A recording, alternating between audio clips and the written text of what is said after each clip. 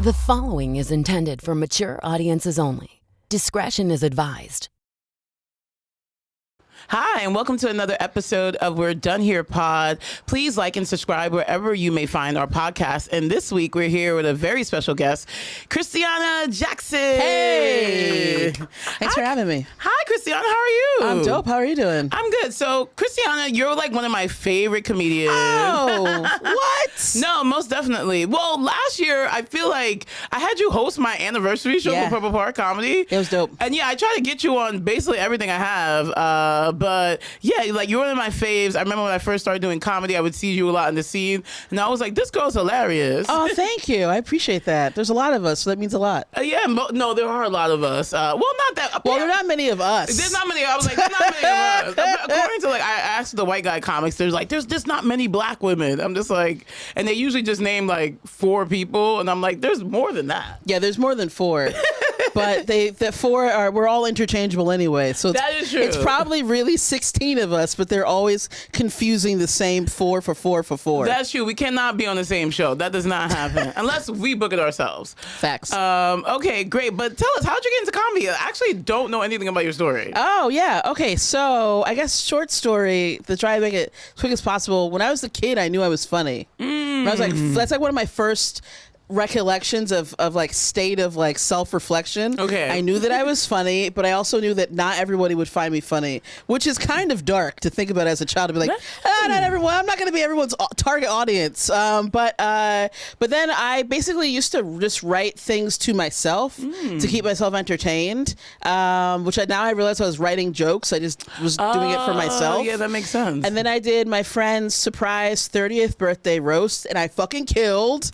I did 10 minutes, and then afterwards everybody was like, oh, but you're a comic. And I was like, no, I'm a real estate agent. They're like, you're not a professional comedian. I'm like, no, this guy's just an idiot. I roast him all the time. And then that's when I got the bug. That's the first time I performed stand-up, and that's when I was really like, you are a comic, bitch. And then in 2013 is when I started proper performing and writing like sets. Before I was like writing jokes, and then 2013 I was like, let's write sets and start like really getting into it. Got it. So you got into the game about 11 years ago. Yeah. Like, what was your first club or first mic experience? Because I'm just curious for myself. Sorry. No worries. So I took a class at Manhattan Comedy School. I feel like every girl that gets into comedy, we all take classes. Well, I took a class because I took a class too.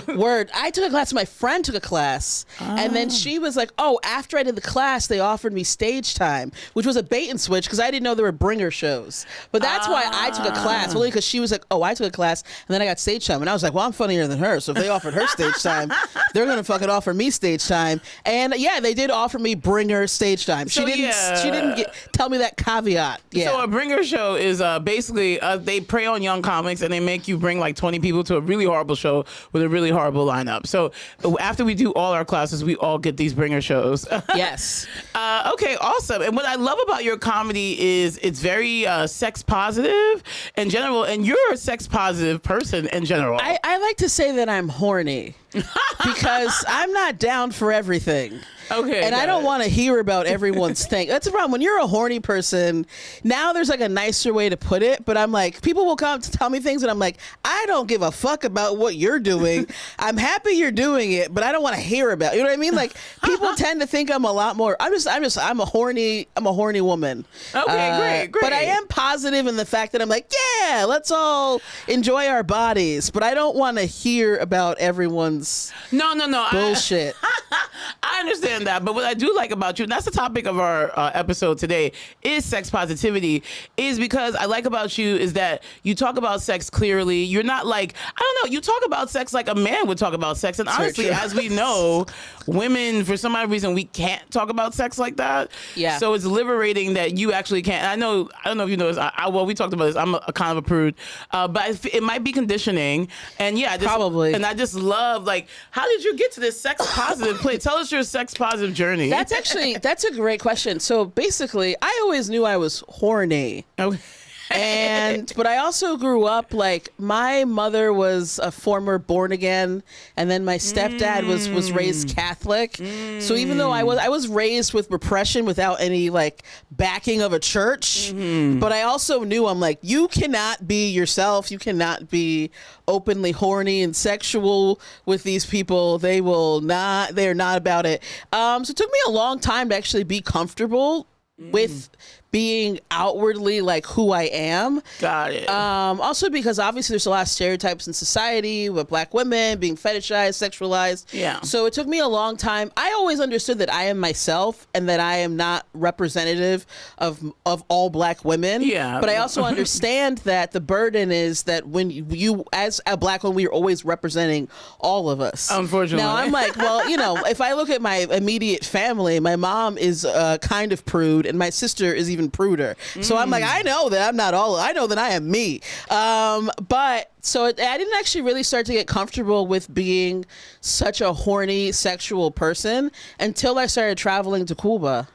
Well, wait, when did you go to Cuba, and why was it Cuba? why was it? So I've been to Cuba 11 times. Oh, okay. And that's actually where I started. Cuba's a very important place in my life because that's where I started proper writing sets too. Oh, yeah, is this all 2013?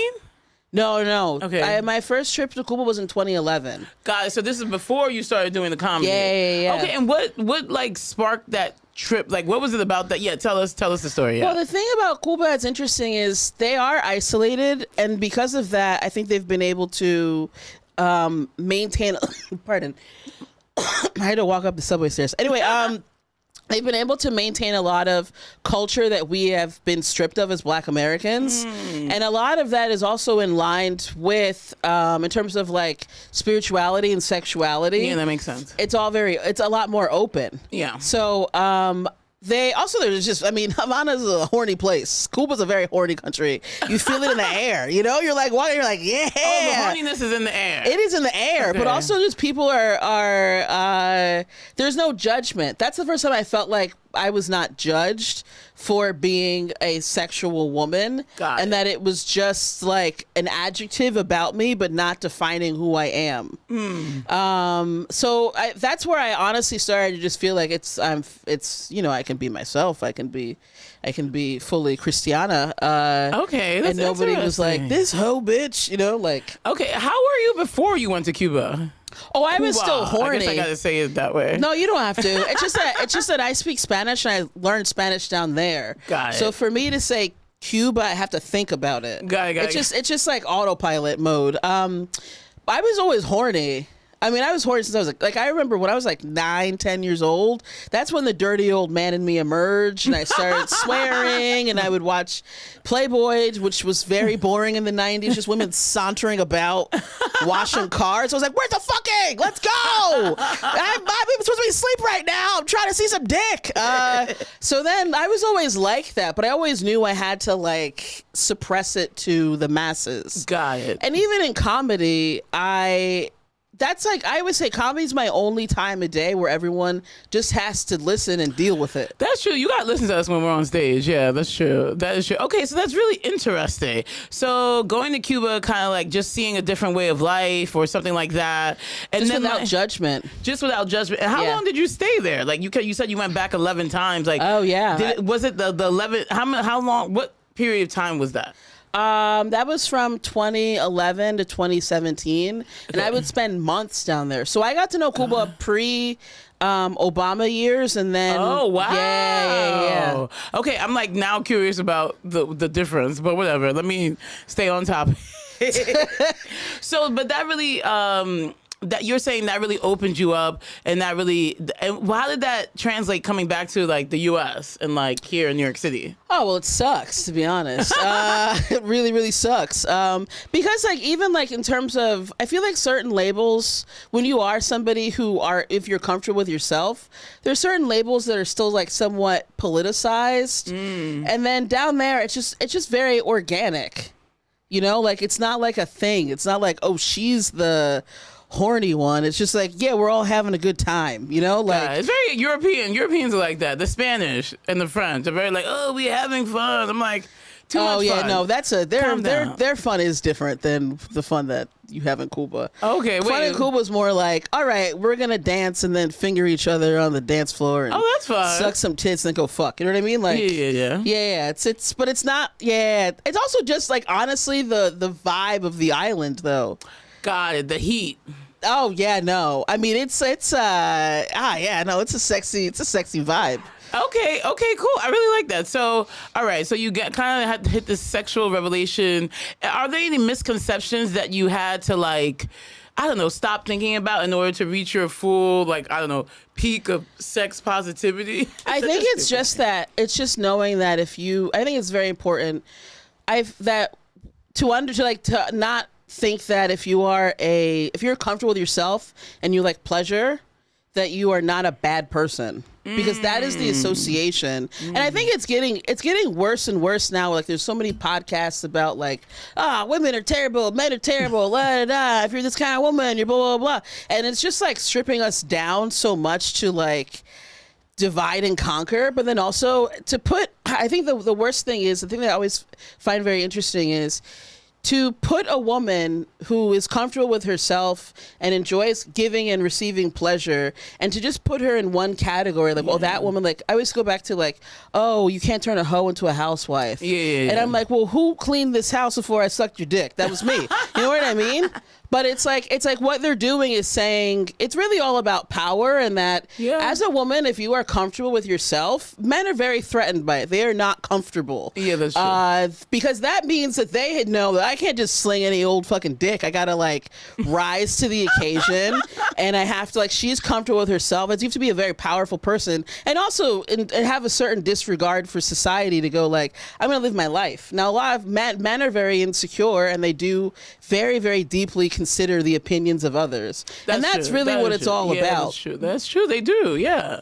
But there's a lot of groupthink with the men. I mean, women have groupthink too, but I feel like they're more like wolf packs. I don't know. They just need a leader. It's really weird. I don't get it. I'm not a man. But I get I see what you mean in terms of how they act and how they coordinate. It's threatening. Men find it very intimidating and I've had men tell me like, hey, I find you very intimidating. And I'm like, I'm just sitting on this couch waiting to suck your dick. I don't know what the problem is. You know what I mean? I'm just like, I'm in such a chill mode, but that in itself can be disarming to men. And I think also in general for men or for women, because I get a lot of women also have a lot of issues with me. No, women are a part of the patriarchy as well, and also feed into the narrative. And we're the most judgmental of each other, for sure. Yeah, because we hold up the ideal. We feel threatened. Yes, we also feel threatened. Yes. I always love in a show when a woman starts grabbing her man, because I will call them out. I'll be like, girl, I don't want your fucking man. He's fine. Like, you insult them, which I like. I like that Christiana does a good job at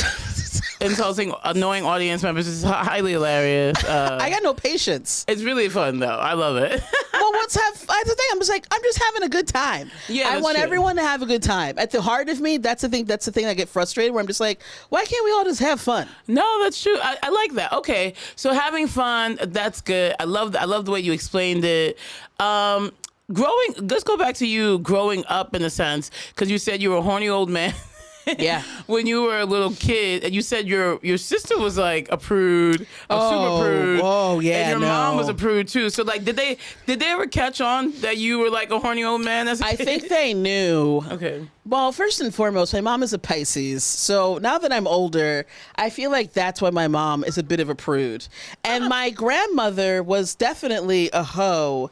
And I mean, God rest her soul, but she was definitely a good time girl, but she was also a Cancer. I think there are two kinds of cancers. I think they're the prude cancers, and then there are cancers that are just like, let's have a good fucking time. I'm a Cancer. I know that. Oh, that's why. Am I a prude Cancer? Oh. Well, we've had further talks, and I think that you're not really a prude Cancer. I just think you're not like as open as I am. Yeah, but very few are, and there's a reason for that. There are things to do. People are far more productive than I am, and the amount of time I spend procuring dick. But anyway, in terms of like growing up, even now, I mean, my sister surprised me at my like graduation show for comedy, and I was immediately like, fuck, she's gonna hate everything I have to talk about because she's so prude. And then my mom sent, the last time we spoke, she sent me a text and she's like, I watched your comedy, and I'm like, which I told her not to because I'm like, this ain't for you, all right? This shit is not for you. My comedy is for women who have photo of their pussy and their favorites photo. That's who my comedy is for. And a couple of dicks, you know what I mean? Like, it's not for her. But, and she was very judgmental. And she told me, she's like, you know, the way that you're talking about sex and blah, blah, blah, blah, blah, blah, blah. But I was also like, listen, I told her, I'm like, I'm 40 years, at that time, it was like 2 years ago. I was like, I am a 40-year-old woman.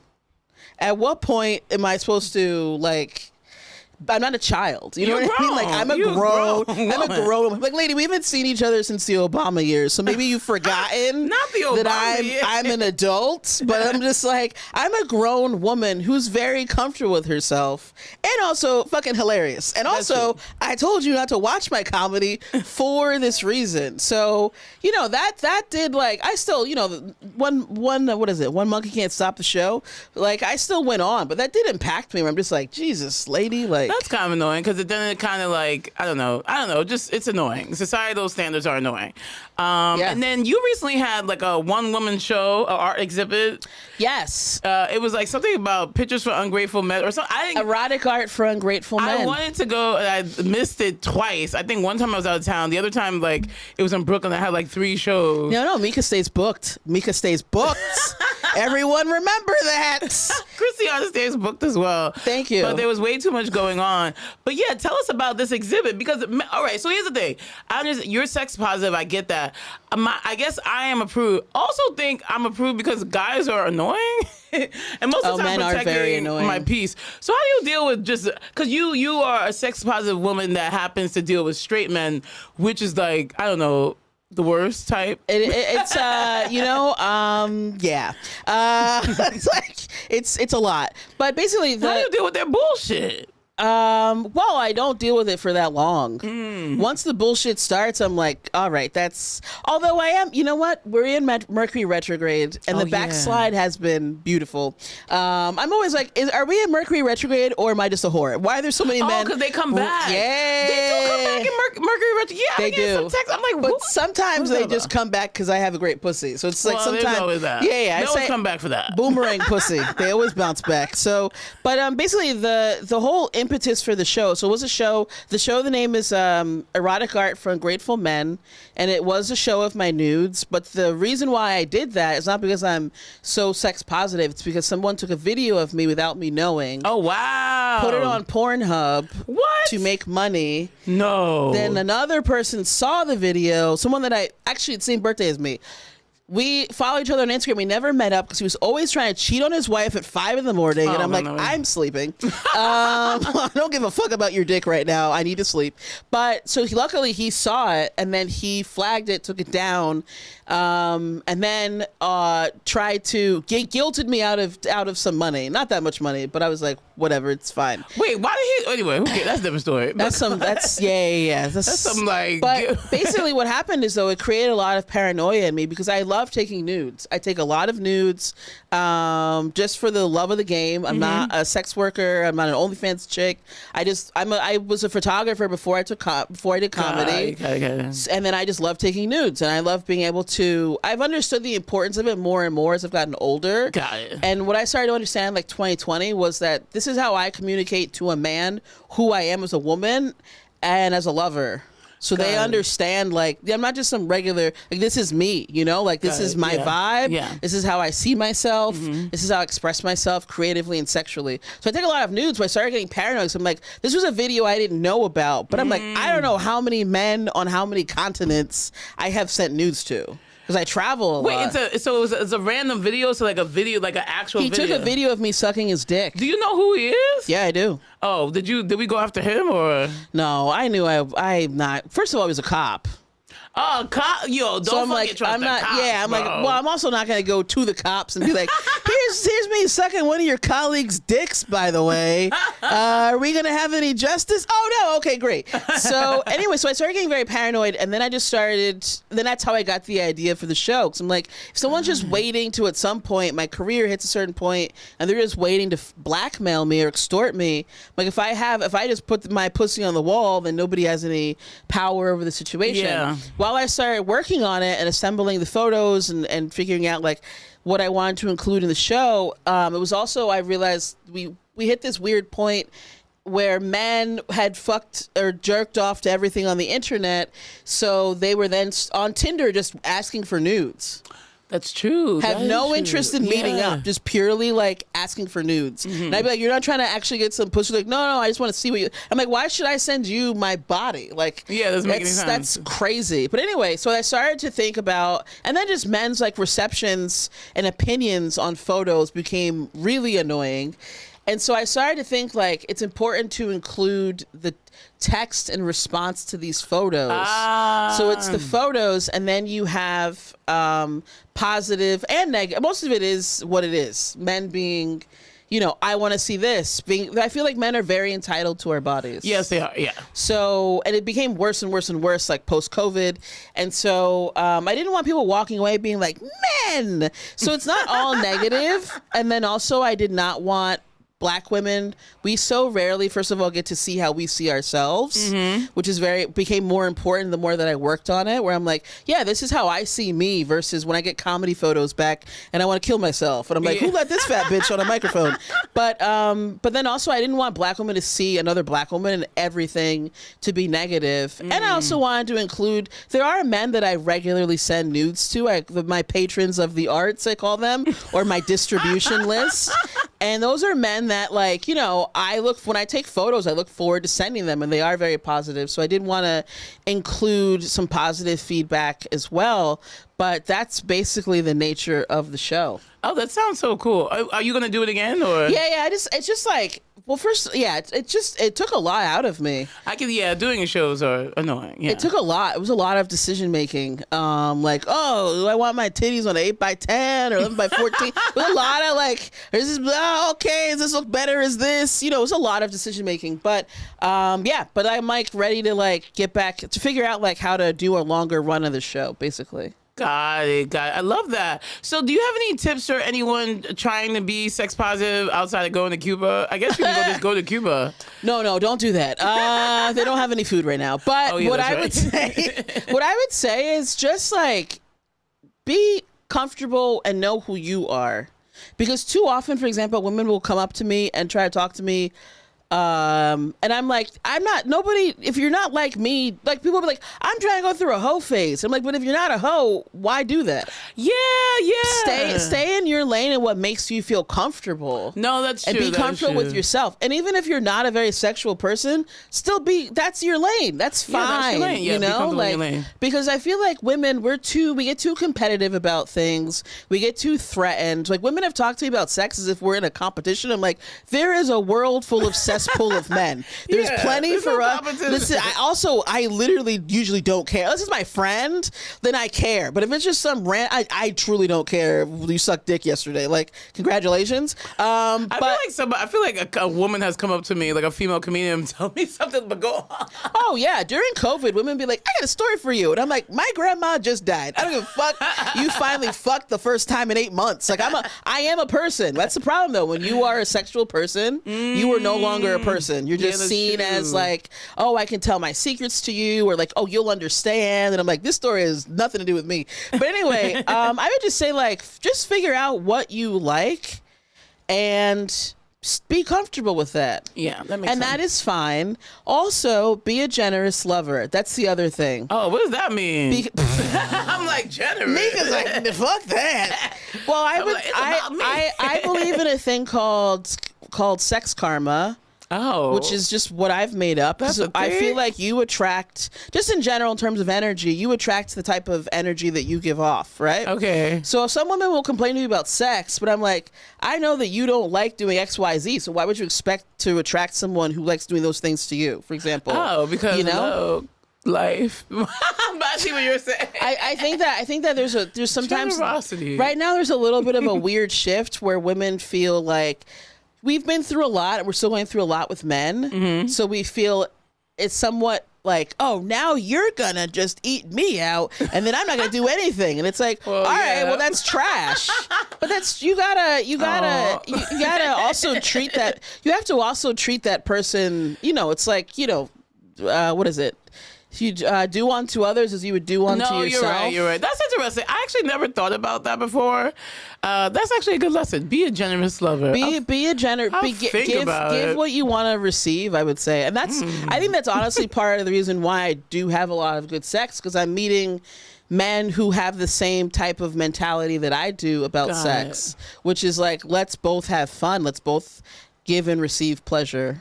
Okay, I love that. That's really great. Well, thank you so much, Christiana, for telling us your story. Thanks for having me. I love the tale. So this is We're Done Here pod. So every week we talk about something we're not done with.